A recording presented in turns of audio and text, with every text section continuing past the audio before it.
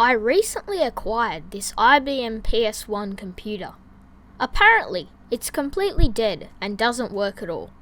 But today, I'm going to see if I can attempt to repair it to a working condition.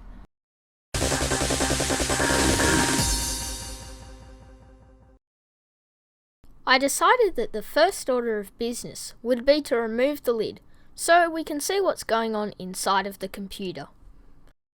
This thing is in pretty poor condition.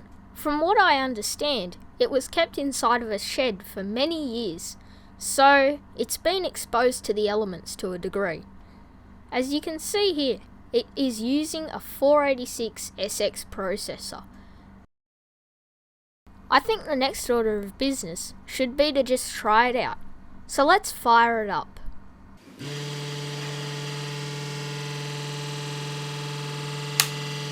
I think the bearing might be gone in the fan, and that's what's making that noise. But either way, I'm not hearing any BIOS beeps, so that isn't a good sign. I think for now, I'm going to turn my attention away from the power supply and see if I can get the actual motherboard itself working. As you can see here, I've taken the motherboard completely out of the computer. This will make it easier for me to diagnose problems, clean the board, and also hopefully get it working. I've enlisted the help of my other IBM PS1 computer. This one is a 386, but it still will have the same power supply, and this one is working, so I can actually test the board with a known good power supply. So after I've taken the cover off this one, what I'm simply going to do is take out the power supply wires and plug them into the motherboard. As you can see here, what I'm simply doing is plugging in the AT power connector from the other power supply, so we can reliably test this motherboard.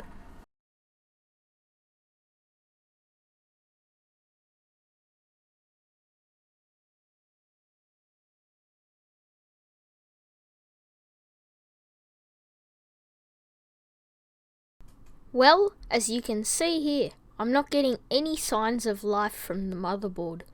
I've actually connected a monitor now too, because I know sometimes BIOS beeps don't always happen. But still, we have absolutely no video, no postcode, no nothing really. One of the things I thought could be a potential culprit to the computer not working is the BIOS chips. Since the legs are pretty corroded, and they look really in rough shape, I thought this might be the issue, because the computer really can't boot without the BIOS. I know I'm using a screwdriver to take out the EEPROM instead of a proper chip puller. Just bear with it. So instead of just traditionally reseeding the chips, since the legs are pretty corroded, I thought what I might do is try putting them in some vinegar for a little bit. The point being with vinegar is that it will hopefully remove some of the corrosion from the legs of the chips. So as you can see here, I've poured a little bit of vinegar into a container, and now I'm going to sit the ICs in them. So I made it a little too deep, so I'm going to have to tip some of the vinegar out. So I've got the right amount of vinegar in, so now we can put the IC legs inside of the vinegar. So as you can see here, I've actually labelled the ICs, so I know which is which. I've put a B and a T on them because the B stands for bottom and the T stands for top.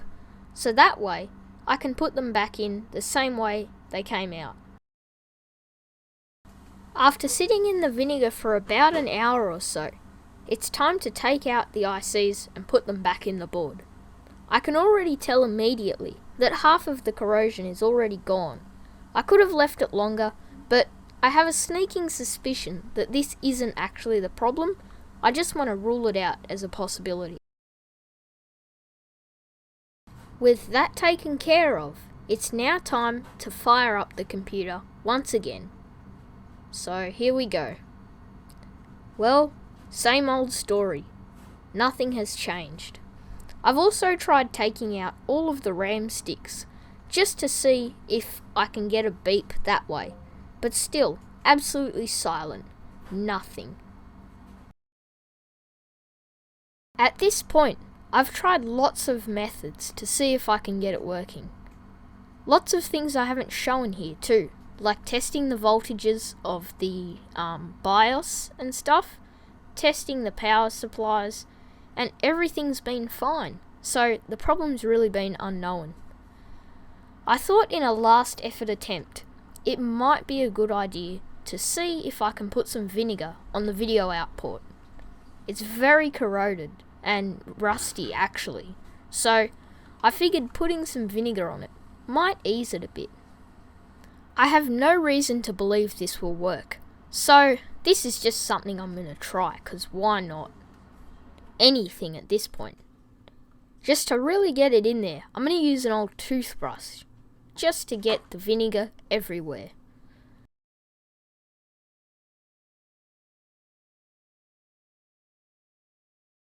With that taken care of, we can now try powering it up once again.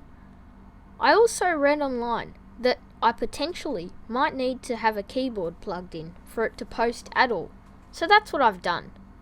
As you can see here, I couldn't believe my eyes, but the lights on the keyboard are actually lighting up.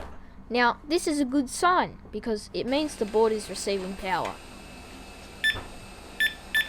I was also pressing the delete key just to see if I could make it beep. And what do you know? It beeped. So maybe it isn't so dead after all. Well, you want to know what the problem was? Well, I can't rule it to this specifically, but I'm pretty sure this was the issue. My monitor was set to the DVI input instead of VGA. Now, I have no doubt in my mind that the power supply that was originally with this might be a bit dodgy, but yeah, it is working. As you can see here, the video is doing all sorts of wacky things. You might think this is a dying graphics chip, but in actuality, it is just the VGA connector. It is really bad, and it definitely needs replacing. Because when I get the VGA cable in one spot, the screen works perfect, but I couldn't get it on camera. Now that we've established our motherboard is actually good, I'm going to turn my attention to this power supply. After a little while, I've determined that the power supply is actually working. I've tested the 5 and 12 volt rails with my multimeter and can determine that they are working fine. So what I'm going to do now is disassemble the power supply and see if I can replace or fix that fan, which is making that noise. I've made sure to properly discharge the power supply before opening it. Anyway, as we can see inside, it looks like it's been home to a few spiders over the years. I've determined the problem with the fan. It seems that the bearing is misaligned or just it's not got any grease left in it. As you can see here, when I use my screwdriver to push the fan, there's movement in it. And when I spin it, there's already some vibration coming from the bearing. So it's safe to say that this fan is no good. In a last effort attempt, I pulled it apart just to see if I could possibly get that bearing out. But that bearing, there's no way I'm going to get that out of there. It's not coming out. I think it's honestly cheaper just to buy a new fan, because they're not that expensive. And getting something like a Noctua fan for this will make it dead silent, as opposed to this fan, which is pretty loud. Well, that's about it for today. There's still a lot of rust in the case, and the computer's in terrible cosmetic condition, and I still need to get that fan for the power supply, so there's definitely going to be a part 2 to this video. But at least we got the dead motherboard resurrected, one way or another.